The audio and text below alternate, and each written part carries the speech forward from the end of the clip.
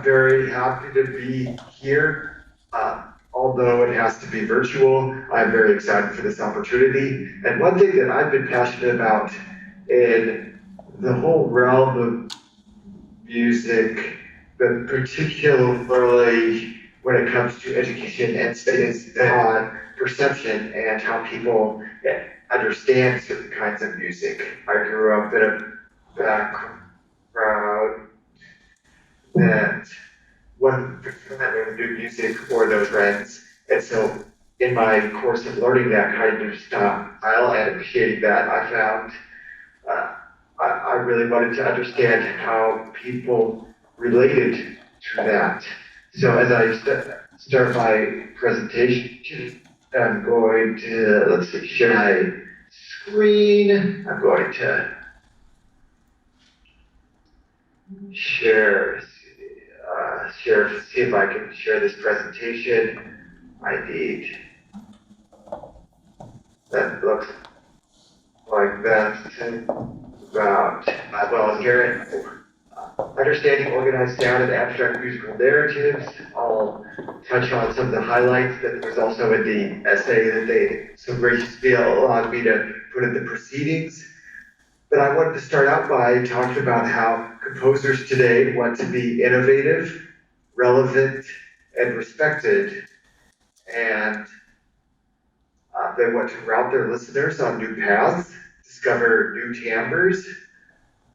But we have issues such as what I sometimes call the international popular music, with its diatonic harmonies and regular grooves and patterns that has been favored by the populace in so many first world countries and even many second world ones. And the classical or concert serious composers' routes have become distracting, and the surprises in the music have become confusing. And the question is not if, but why are these confusing?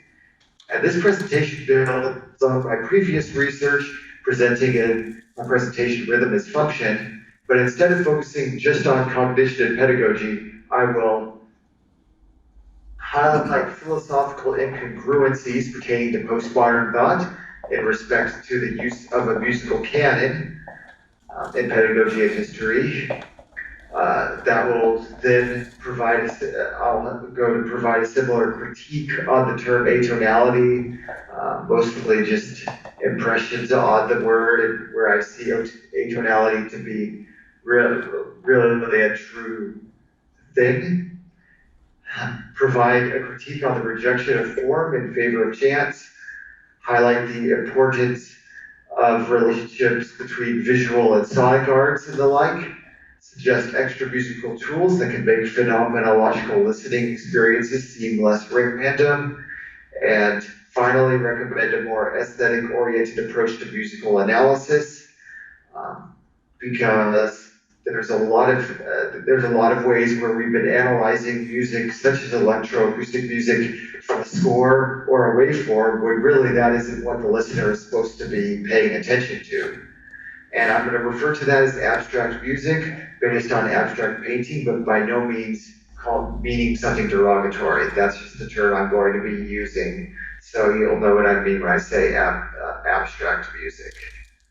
There are heated debates today, and especially if you're familiar with what's going on in academia right now in the United States, there's a talk about abolishing the common practice period of Beethoven and the like on grounds that it is perhaps irrelevant, racist, or historically misguided. And I try not to take a side on this other than the fact that the canon is not entirely arbitrary, considering that music programs and genres around the world draw in some amount from the so-called classical composers to develop their modern stuff, and more importantly, without a canon or a reference of works and styles, we cannot find from where many other genres begin, and neither can we decipher the roots of what many people like to listen to. It would be like trying to understand postmodernism while eliminating world history before 1900 from curricula. Without the backdrop, we do not know from where we came nor where we will go.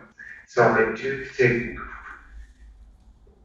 it is important to recognize that, for better or for worse, there is a particular style of classical music that has set some sort of precedent.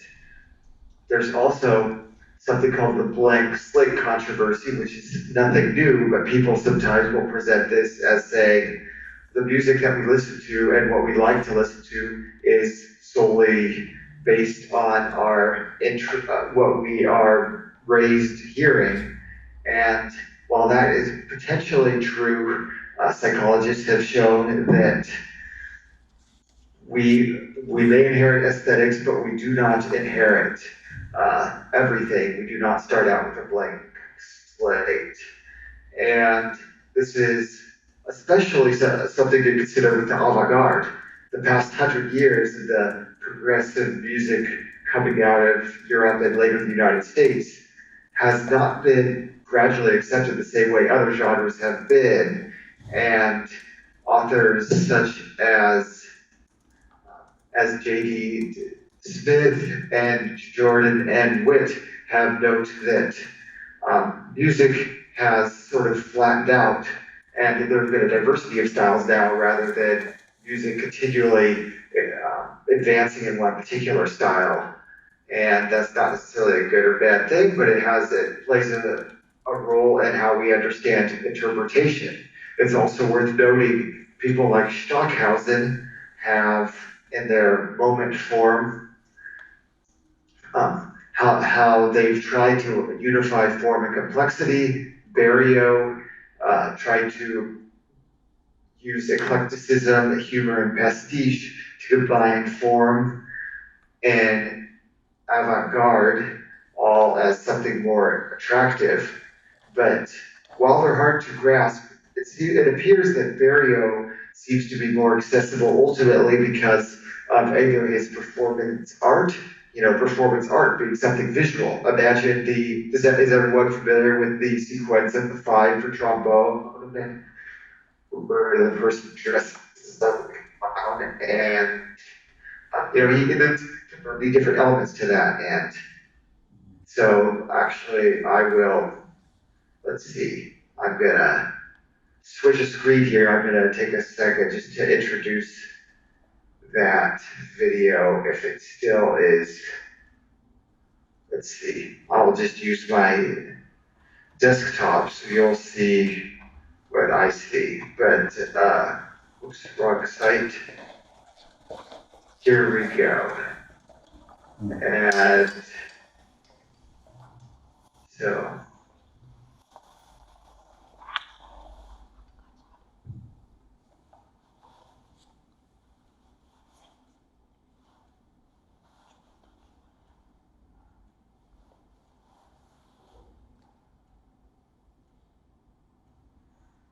and yes, the whole costume is all prescribed in the music.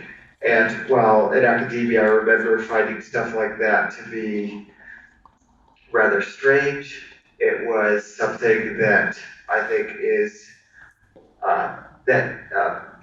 got me thinking and made me interested in what he was doing through that. So I think there's something to be said about incorporating another style within the genre.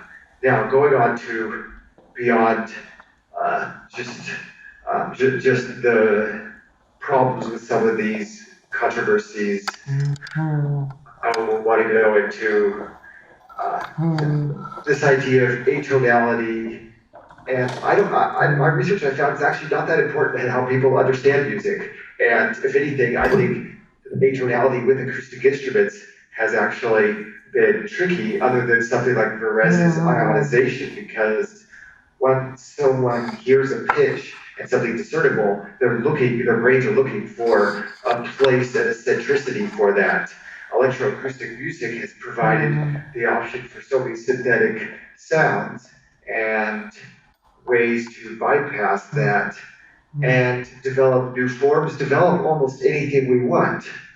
But then that raises the question, how are we to talk about music that has no form, has no pitch, has no perceptible rhythm or tempo or these things? are we asking the right question there? How should we analyze something that? One that people have come up with is something called moment form, based on the phrase from Stockhausen, and actually saying that a piece of music has one idea and the next one doesn't necessarily follow cognitively with the previous one. And I think this is philosophically problematic because it denies the concept of a cognitive journey where a person is trying to follow and make sense out of it. And it also denies intentionalism in some ways. And I'll explain my rebuttals to that. First, to follow, the mind tries to create narratives, even if it's not straightforward. If the mind has no narrative to follow whatsoever, it will not, it just won't be able to appreciate the music unless it appreciates it for its individual elements, and that's an acquired taste. But with that in mind, I think that the mind is actually trying to construct narratives and looking for something it can relate to.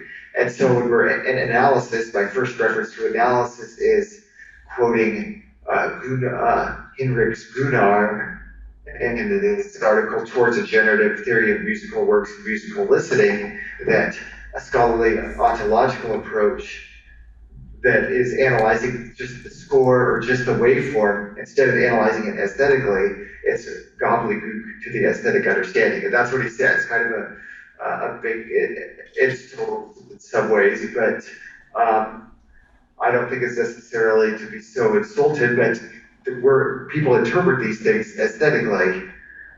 And as we know from film scores or other pieces, music we've listened to today, or we've listened to other ways, the composer, usually, if they're looking to please a listener, it's not what they see that what they get. And it's definitely not that way in film scores or the like. There's an aesthetical, emotional reason behind it.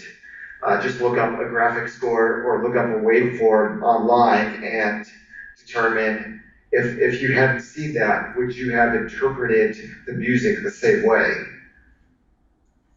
And then I also wanted to mention the problem with intentionalism. There's this idea that moment form of these ideas that music composes itself, and the composer is barely involved, especially with people like John Cage and Lamont Young, with 4 minutes and 33 seconds, or compositions 1960, it's sometimes implied the composer doesn't do anything, but there is something intentional about it. The composer desired to create these principles, and so I don't want to talk too much more about this philosophy, but connection and disconnection means something. And so a person listening to this kind of music or electroacoustic music, there's a meaning that's trying to be made out of this. The mind really wants to make a meaning out of it. And so, I apologize. There is a narrative in some form or fashion. The composer intended something. And there are various groups. We have the multi-serialists like Stockhausen and Boulez, who wanted people to appreciate organization. Then Cage and others wanted people to challenge organization. Berio and others wanted people to appreciate organized disorganization. And then there's also, again, coming back to the populace, an interest in organized, easily identifiable sounds, so to speak. And that's what they'll say. But what I find very interesting is I'm not at all opting for a change in the abstract or hard to access styles and sounds that we sometimes hear in music and sometimes hear criticized, nor am I criticizing the formal aspects. I am simply opting, maybe we need to think in terms that there's a narrative behind all of this. And that is, I think, no more evident than in music and film, where, first of all, we had popular music that has its own variants in lots of countries, but that has become the mainstream music in a lot of circles, not the more progressive music. So that it's clear that music isn't, and society, I don't think it is just always improving in one direction. There's a lot of different factors involved in that. But then we also have in film music and video game music the use of both classical music, but also the use of this abstract or high art and organized sound. And it's meant as a compliment. It's meant to express things that weren't really being properly expressed in other ways. We have sinister, mysterious, exotic, extraterrestrial seeds expressed with precisely the academic, whatever you want to call this abstract music. And then likewise, we have more familiar seeds or seeds that the film directors want to seem as familiar to be more presented more classically or in the more familiar language of the audience. And this is not simply a stylistic prejudice.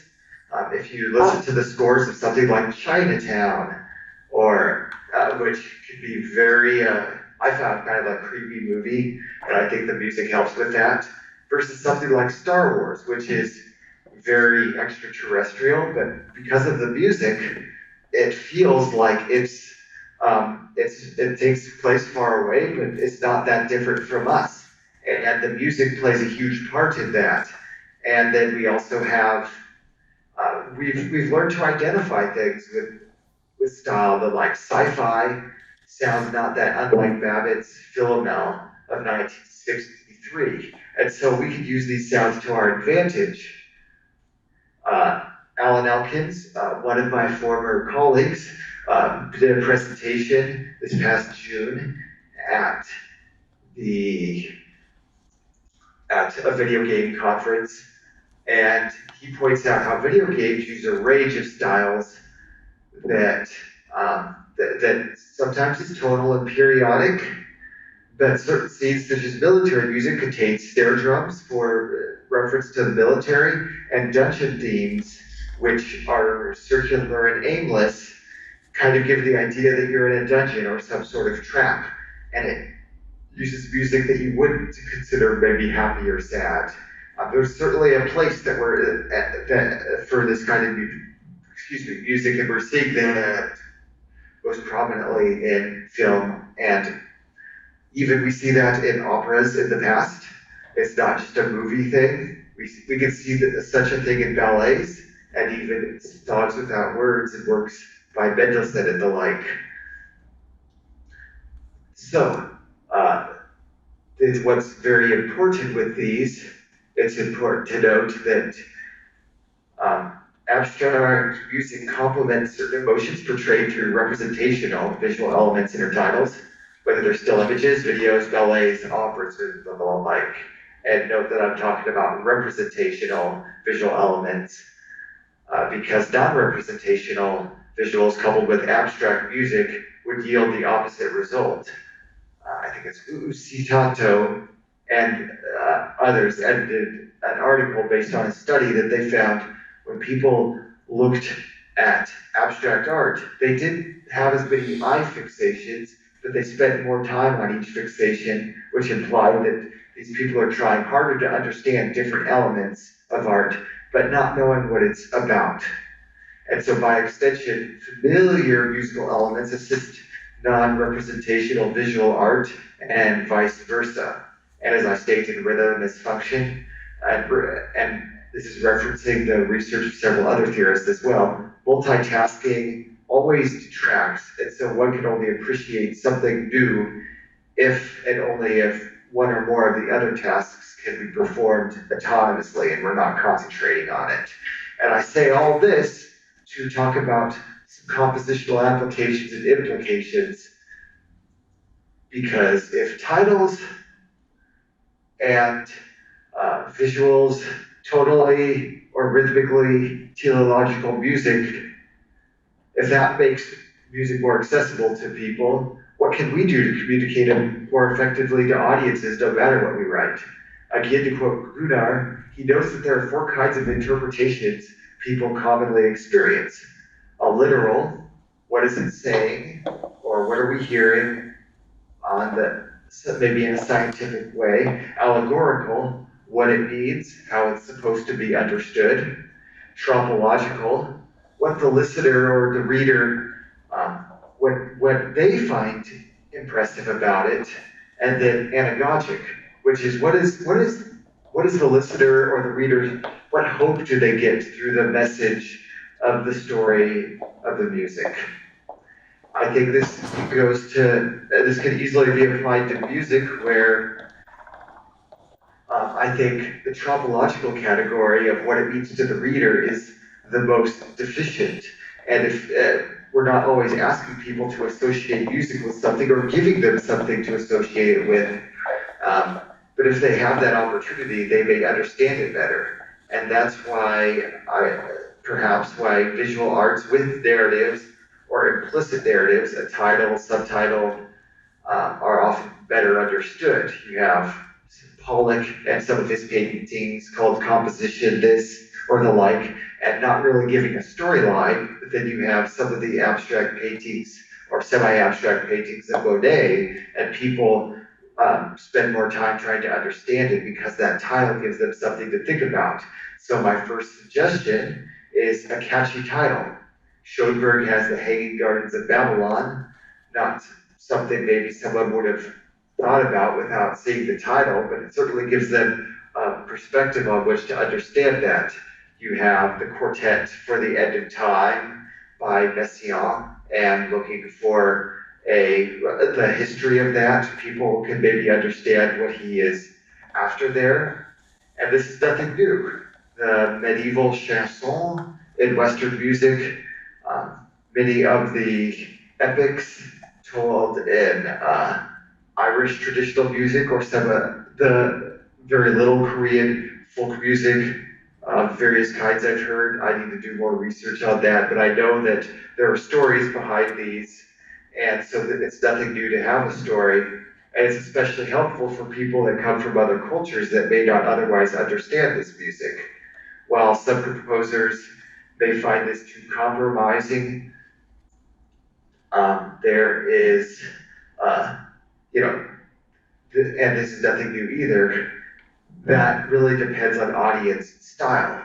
When Brahms and Claude-Jacques de la Guerre and Baroque composers and Romantic absolute music composers use titles like symphony or suite, there's something, again, we find a common practice period relationship there that people still are able to digest that today, whereas someone like George Friedrich Haas or Stockhausen or Berio, there's a much bigger learning curve for people, and so a storyline makes things much more helpful for the general audiences.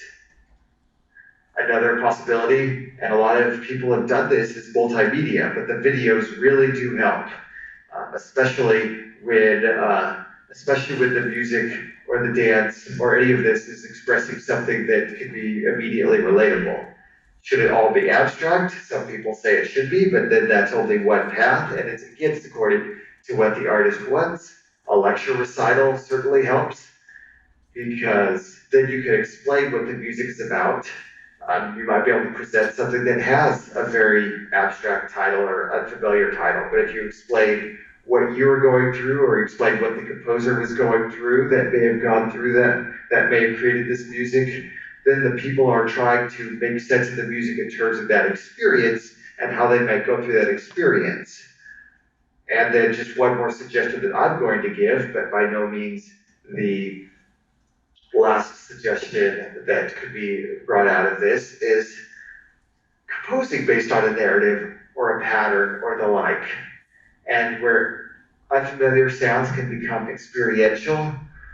It's a way for both the composer, who may not be comfortable with composing music that is of a more esoteric or abstract style. Myself also included. I did that as an exercise once. And it's also a way to familiarize it. Let me start with that phrase over. It familiarizes the composer, gets them used to that. It also helps the audience find out where these sounds came from, and it helps you. It can help create.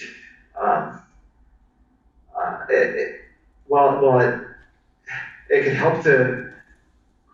It can help the populace find unfamiliar sounds. This suggestion is particularly for composers trying to find new ways to deal with this and what this might do for their output. But there are still countless ways to interact with the populace. I'm not including anything here that's more business related, because that of course plays a part. But I wanted to go into those. And this also, I want to quickly give just a theoretical application, because I do think that if we're aiming to make music theory more relevant to people of today, I don't think that's necessarily a bad idea. It's tricky, but one thing that relevance requires is relatability, and I think we need to reinforce the experience, the interpretation of what someone hears being how we analyze something, as opposed to the motives or the rows, or however the music was constructed in certain ways. That's more, I think, of a scientific approach. But if we're talking about aesthetics and how we can relate to something, I think that we need to do that with this kind of music. And I think we could even go on roads such as guessing, okay, Berio or Haas or Davidovsky was experiencing this in their lifetime when they composed this piece. Maybe this piece can be interpreted in light of that experience. Even though I can't understand the musical sounds he's using, I can appreciate the experience through which he went through. And so I think that's one thing that can be done with theory. And I've also presented in my rhythm dysfunction about different approach to looking at the timing in the music. And Ian Quinn's student Christopher White, talked with him and others on this, and there were definitely strides toward this. But I think it's very important to remember that this music needs to be analyzed and thought of as what's the ultimate aesthetical goal, because the populace does respond to abstract music, but that's usually when it's associated with something familiar. The composer is not obligated to write to this, but the composer, I think, should be aware of how the average listener thinks about this music, or what I've found through these studies and through my experience before I like this kind of music. This is by no means, this is just the beginning of my research on this, but one of my next steps is I hope to create a survey and a series of studies, actually, where I can hopefully survey what do people think when they have a title, a visual, and music combined in the same study. How do they respond to all three combined at the same time? Because most studies that I've found, in fact, all that I've found, only have one or two of these elements at the same time. That is, and to summarize everything, abstract music is as abstract as one can desire. It's determined by musical and extra musical context. I'm thankful for your time.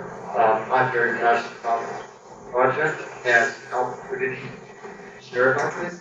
And if anyone has any questions or comments before the lunchtime, I'm happy to take those. Thank you.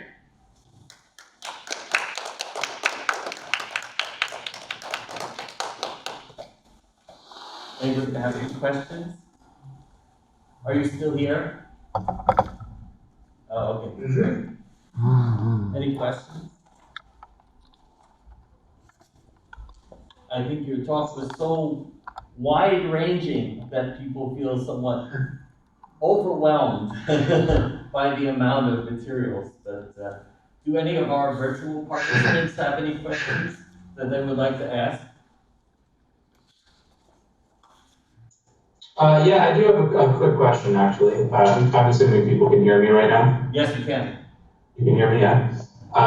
So, yeah, I mean, it was all very interesting, and I do agree that it was very wide-ranging for sure. And I think that was a good thing. I found very interesting. For the project is very listener oriented, and I think you're very aware of that. And I just wonder, like where would some composers who are not as concerned with how their music is received kind of fit into this model? Because there are a lot of composers who really just write for themselves and don't really want to connect with listeners. Those composers do exist, so I'm wondering how you would respond to that. Yes, I think that's a great question. Can you still hear me? Just making sure. Yes. Yeah, thank you for that question, Hayden. I think, yeah, I didn't mention them a lot. I think Haas is someone I met personally, and he's someone that doesn't care about that as much.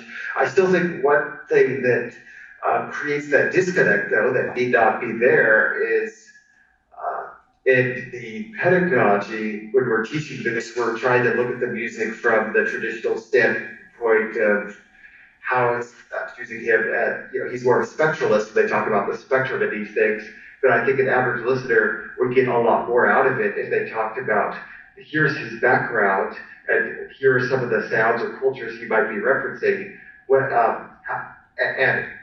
and more, it could be the job of maybe a theorist or an instructor to explain why they appreciate it and maybe some relatable experiences, some film or other genres that might use this and translate it that way, because the composer might not mind that much and their audience is certainly a different one, but I still think there are ways to get other audiences to understand this, and this is exclusively the job of the composer of the work, but also I think the opportunity of people who teach this kind of music or are hoping to present this music, because we do find the gap happening just as much. The gap sometimes happening before the listener even meets the composer. It just happens in the classroom. They hear this music, they see it as novel and trying to be novel, but they don't really ever get to discuss what is maybe the message behind it or the hidden message, or what can we take, what can we extrapolate from it, even if that wasn't initially intended. So I think there's some freedom there in analyzing and teaching music and talking about music that can be applied. Great, thanks. We have a hand up. Okay. Hello, can you hear me? Yes. Yeah, it's interesting to make abstract music become popular or something. I think the set of those suggestions you give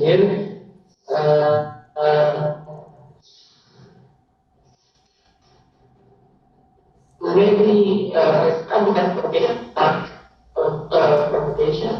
Like in Jacob Collier, he used a lot of microtonal things in his arrangement or in Beatles that they also using a lot of electro-acoustic technique. I mean, this kind of propagation also